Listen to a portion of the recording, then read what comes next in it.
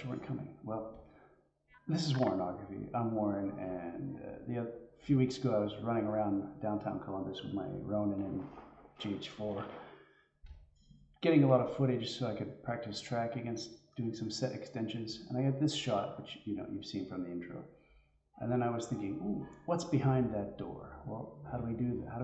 We have to extend the camera. So here in Syntheyes, this is the track footage.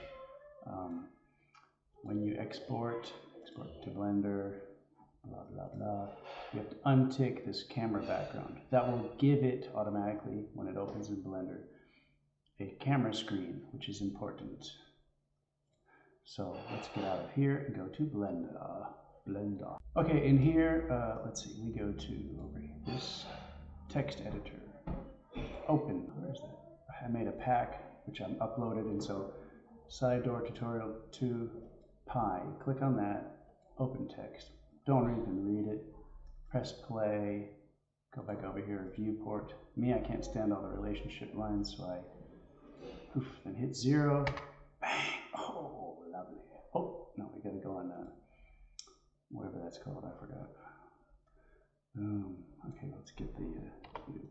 Actually, in my Blender, most of my Blenders I do a default seat with no cube in it, since most of the time, we're deleting it. This is a dude from the Syntheyes check-in dude.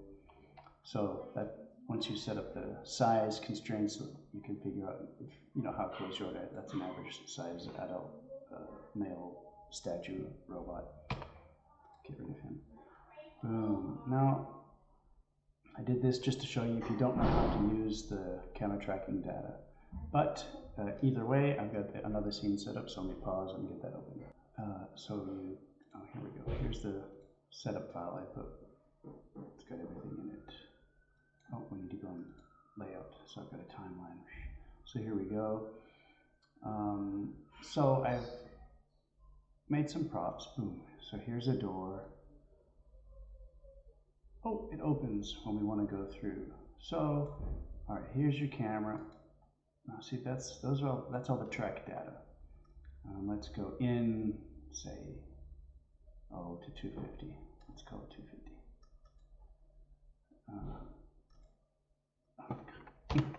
Control or whatever. And now if I fly my camera in. Okay, let's go. Let's just start it here. Bang. Now you see there's this little pause.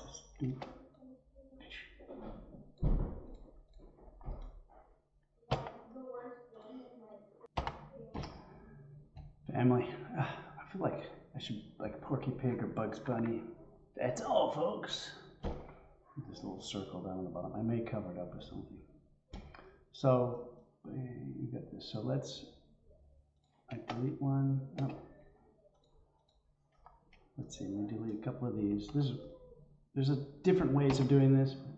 So we go. It's pretty fast. Let's I've already got keyframes on this. Let's move this here. So we don't headbutt the door, it's still headbutting the door. Wow. That's actually not too bad. Let's see how it looks.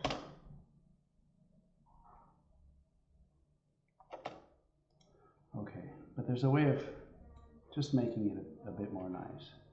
Go to the graph editor and go to Y location on the camera. Hit your bum. Let's spread it out. Spread it out, you guys. Oh, I should have shown you this before. If you look there, the keyframes are bunched up and they make it kind of clunky. So instead of having this keyframe here, I'm going to delete it because it's okay. I lucked out, but every time I did the practice of this, it was way too fast, way too slow. Way of keeping it consistent is you add a modifier. Guess what? Yes, cycles. Repeat motion. Boom, boom, boom, boom, boom. What's it doing? Well, you need the repeat motion with offset. And you see that? It'll take the same rate that it was going. Ooh, same steady movement. And then, pause, let's get this out of here. Let's say Well, if you want to go faster, you can, of course. It'll mess up the, but you can. All the other axes are fair game. You can even, if you want to do something, rotate on Y, and then rotate back. Oh my God, I'm getting sick. Oh.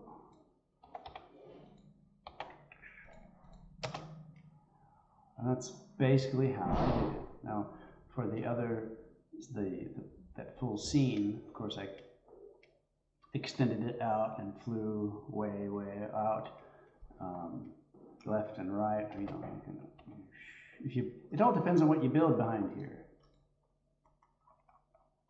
See this? Oh God!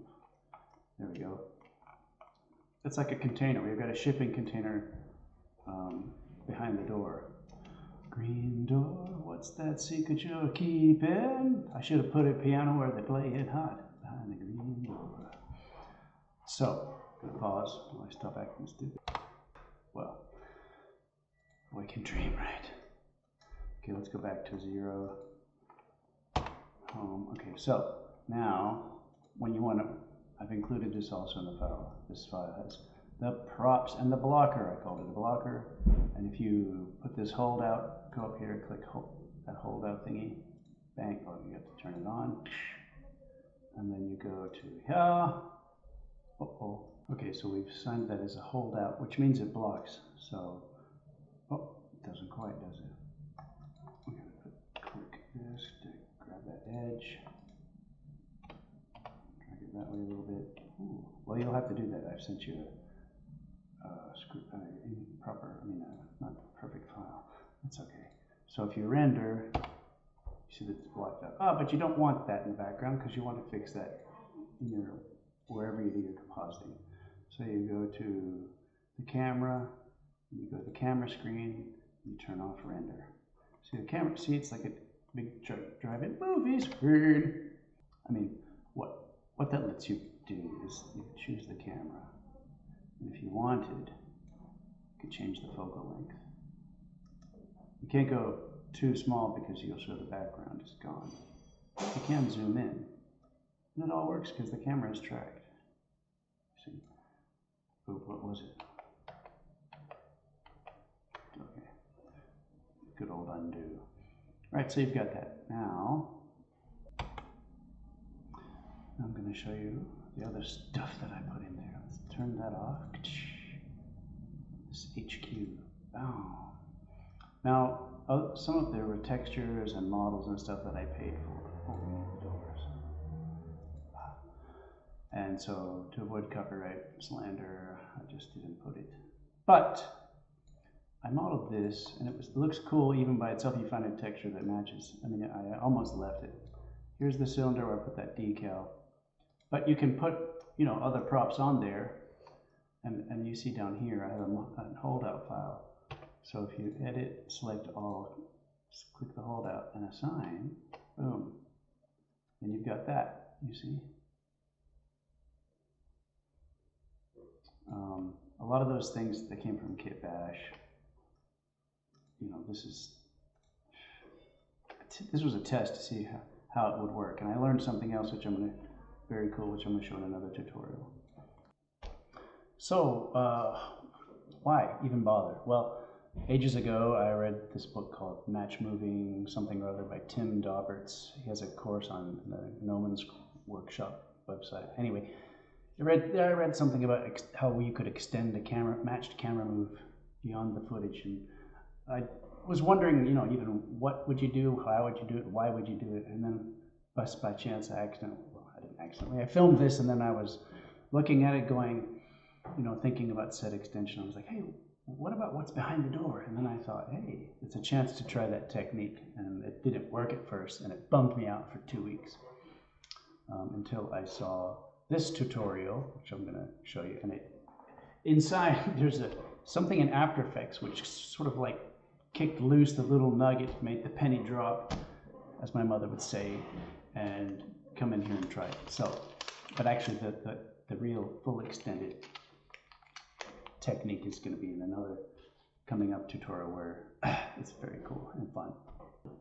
So this technique frees you up to do a little bit more fun stuff with your track footage.